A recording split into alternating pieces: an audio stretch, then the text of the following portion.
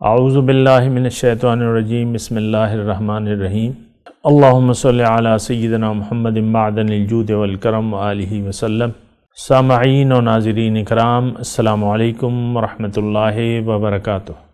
آج کا ہمارا موضوع یہ ہے کہ مصروف انسان کس طریقے سے اللہ تعالیٰ کو یاد رکھ سکتا ہے۔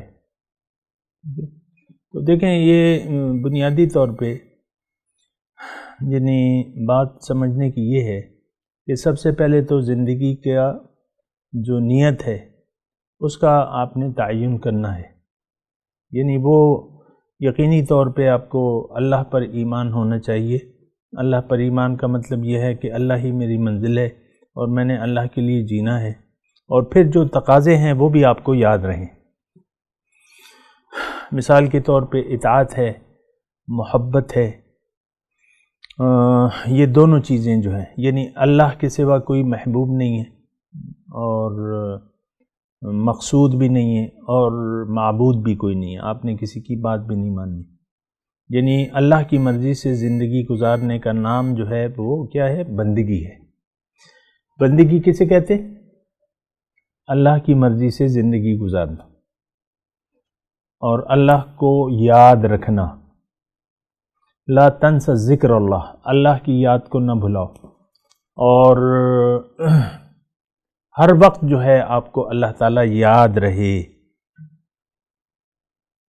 ہے نا؟ ہر وقت اللہ تعالیٰ آپ کو یاد رہے، جو بھی آپ کر رہے ہیں، جہاں بھی ہیں، جو بھی کر رہے ہیں، لیکن اللہ کی یاد جو ہے آپ کے ذہن میں رہے کہ میری منزل اللہ ہے، میرا معبود اللہ ہے، میرا محبوب اللہ ہے۔ اب جب یہ صورتحال ہو جاتی ہے تو پھر یہ ہوتا ہے کہ قرآن میں ایک آیت ہے کہ رجال لا تلہیہم تجارت ولا بیع عن ذکر اللہ،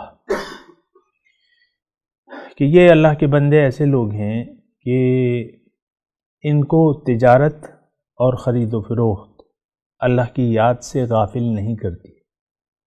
بنیادی طور پہ دیکھیں، یہ بات اتنی مشکل نہیں ہے، میں جس طریقے سے آپ کو کہہ رہا ہوں یہ ذرا آپ ذہن میں رکھیں کہ اللہ کی یاد جو ہے وہ یعنی اس میں آپ ڈوب جائیں، اللہ کو یاد رکھیں، کسی وقت بھی اللہ کو آپ نے نہیں بھلانا بحیثیت معبود۔ یعنی آپ کس کی بات مان رہے ہیں، یہ دیکھا جائے گا نا کہ آپ کس کی بات مان رہے ہیں، کس کاموں میں آپ انوالو ہیں، آیا وہ اللہ کی مرضی کے ہیں؟ اگر وہ کام اللہ تعالیٰ کی مرضی کے ہیں تو ٹھیک ہے، لیکن مختلف کام آتے رہتے ہیں، مختلف باتیں زبان پہ آتی رہتی ہیں، مختلف رویے جو ہیں آپ دکھاتے ہیں، یعنی مختلف انسانوں کے ساتھ مختلف رویے ہیں، تو بنیادی طور پہ تو یہ ہے کہ آپ اللہ تعالیٰ کو کسی بھی حالت میں نہ بھلائیں۔ حضور صلی اللہ علیہ وسلم کے بارے میں ایک بات آتی ہے، کانا رسول اللہ صلی اللہ علیہ وسلم دائم الذکر، حضور صلی اللہ علیہ وسلم ہمیشہ ذاکر تھے۔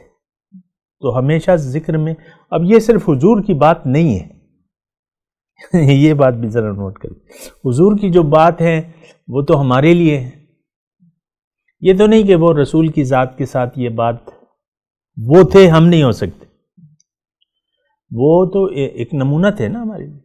تو ان کا نمونہ کیا تھا؟ دائمی ذاکر، ہر وقت اللہ تعالیٰ کو یاد رکھتے تھے۔ اب ان کی جو ہے مطلب ظاہر ہے کہ آپ ان کی وہ کوئی کم مصروف تھوڑی تھے، حضور صلی اللہ علیہ وسلم کوئی کم مصروف تھوڑی تھے۔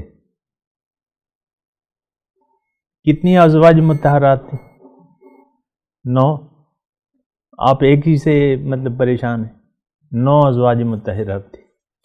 پھر ان کی حیثیت جو تھی آپ دیکھ لیں کہ وہ بیک وقت جرنیل بھی تھے، افواج اسلامی افواج کے سپہ سالار تھے، قاضی القضات بھی تھے، مختلف آپ دیکھیں ان کا ادھر مشرکین مکہ تھے۔ جب آپ ابتدائی مدینہ کے دور کا دیکھ لیں، مکے کا دور کا دیکھ لیں یا مدینہ کے ابتدائی دور کا دیکھ لیں، مکے کے مشرکین کا خوف تھا، ان کی تیاریاں تھی، اور پھر جو ہے خوف کی ایک حالت تھی۔ تو خوف کی حالت میں تو انسان مصروف رہتا ہے، حدیث میں آتا ہے کہ ایک دن ایک آواز آئی ابتدائی دنوں میں، یہی خوف کی حالت تھی، تو سب لوگ جو ہے چونک گئے اور نکلے اس آواز کی طرف۔ تو ایک صحابی کا واقعہ ہے کہ وہ جب نکلے تو ان کے سامنے حضور صلی اللہ علیہ وسلم واپس آ رہے تھے گھوڑے پہ، اور حضور کہہ رہے تھے کہ بس بیٹھے رہو کوئی بات نہیں، ٹھیک ہے، میں نے چیک کر لیا۔